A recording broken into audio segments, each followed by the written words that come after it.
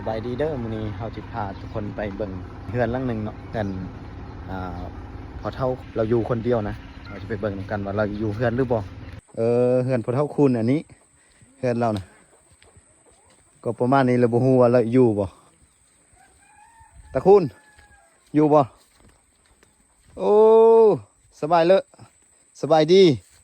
เจ้าเฮ็ดจังอยู่หั่นน่ะจักตอกอ่ะปลานี่อ่ะบอนเจ้านอนน่ะบอนเนี่ยบอนเจ้านอนเฮือนเจ้านะนี่เฮือนเจ้าแม่นบ่เอาปากกับบ่ได้มื้อนี้มีแต่เหล้าอันนี้เจ้าเหล้าอันนี้เฮ็ดจังเหล้าต้องนี่อันนั่นน่ะซ่านแอบเข้าเนาะโอ้แม่พี่น้องนี่อายุผู้เดียวเบิ่งเฮือนเราเด้อโอ้เบิ่งข้างในได้อ่ะนี่เบิ่งข้างในได้เนาะเข้าเบิ่งได้เนาะพี่น้องเบิ่งไหมอันนี้เฮือนเราอันสภาพอยู่ทางนอกได้นี่นะแต่บ่ฮู้ว่าทางในมันเป็นจังไดนี่บ่ฮู้เราบ่ได้ยินเสียงแล้วเนาะพี่น้องเนาะนี่บ่ได้ยินเสียงแล้วเฮาก็ดิเฮ็ดได้โอ้จะได้มันเจ้าอยู่จะได้อยู่นอกพี่ซะโอ้ยังมีไก่เด้ซะนะโอ้ตายบนนอนแล้วมีไก่โอ้จะได้ว่าเมนได้ตายสัตว์ไก่นั้นเมนได้ไก่มันเข้าห้ากับเข้าเนี่ยฮะปลาทูพี่น้องนี่โน่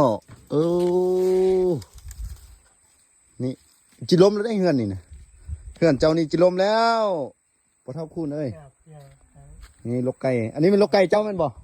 ลกไก่อ่ะบ่มีบ่เลี้ยงไก่แล้วมันอ่ะฮะเจ็ดโทมันเจ้าอยู่จังได้พี่น้องเอ้ยนี่นี่ล่ะเฮือนเราเนี่ยเราเจ้าอยู่ผู้เดียวมันน่ะอยู่ผู้เดียวอย่าใจแห้งบ่มีอายบ่มีน้องเนาะพี่น้องเนาะบ่มีอายมีน้องนี่อยู่ผู้เดียวของกินก็บ่มีข้าวกินก็บ่มีป้าช่วยเฮ็ดได้เงียบไอเจ้าก็เฮ็ดให้อ่ะโอ้นี่เฮ็ดได้ซะนะเฮ็ดให้แล้วไปเสียยาซอยเจ้าน่ะเนาะถูกพี่น้องค่อยก็บอกฮู้ว่าจะเข้าได้เนาะนี่เฮ็ดได้นี่โต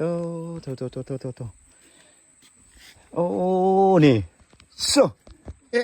ไก่อันนี้นี่มาอยู่นี่ซะนะมันสิออกจังได๋นี่อันเราซ่านอันนี้เองนี่อันเราจักตอกเนี่ยเล่าตอกนี่พี่น้องแม่น่ะซ่านอันนี้จักอันนี้สั้นนี่ติเนาะเราก็ยังมีซี่มืออยู่เลยเจ้าวะไงพี่น้องมันยังมีซี่มือยังสั้นอันนี้เลยแต่บ่ฮู้ว่าเราค่ายอ่ะเจ้าเฮ็ดค่ายปะเฮ็ดใส่อ่ะเฮ็ดเอาไว้อันแอปใส่แอปเข้าที่ใส่เข้าที่ถูกพี่น้องบ่มีอายมีน้องแล้วนี่อยู่ผู้เดียวจักสิเฮ็ดได้ค่อยนี่เป็นห่วงอย่างเดียวก็คือหลังคาเหล่านี้แหละฝนตกมามันจิหัวบ่เนาะเว้ยนี่ค่อยยืนมึงพี่น้องนี่ค่อยยืนนี่เพียงนั่งเพียงบ่าค่อยเนาะแต่บอลเราเข้านี่มันโทพี่น้องเอ้ยนี่อันนี้ปะเรากันอยู่อันนี้อ่ะตุกน้ำอันตุกเจ้าใส่น้ำมากินน่ะป้าจนออกซี่แม่นบ่ตุกใส่น้ำได้พี่น้องอันนี้นะตุกใส่น้ำมากินนี่โถนี่อะไรนี่มีมดนึงมีแต่มดนึงแล้วก็มีคกบ่อนนอนมุ้งมีแต่ว่าสิกลางใดหรือบ่อนี่ป้าโถพี่น้องนี่บ่อนนอนเรา ตาดีตนเนาะพี่น้องเนาะอ๋อดีตนเราที่โอ้โธ่ตุบยุบนี่หึขนาดค่อยนี่เข้าเฮือนนี่ค่อยก็ยังในนั่งแล้วนี่เนาะโอ้แต่คุณเอ้ยเจ้าเข้าในเฮือนดูเจ้าเข้าไปในเฮือนดูโอ้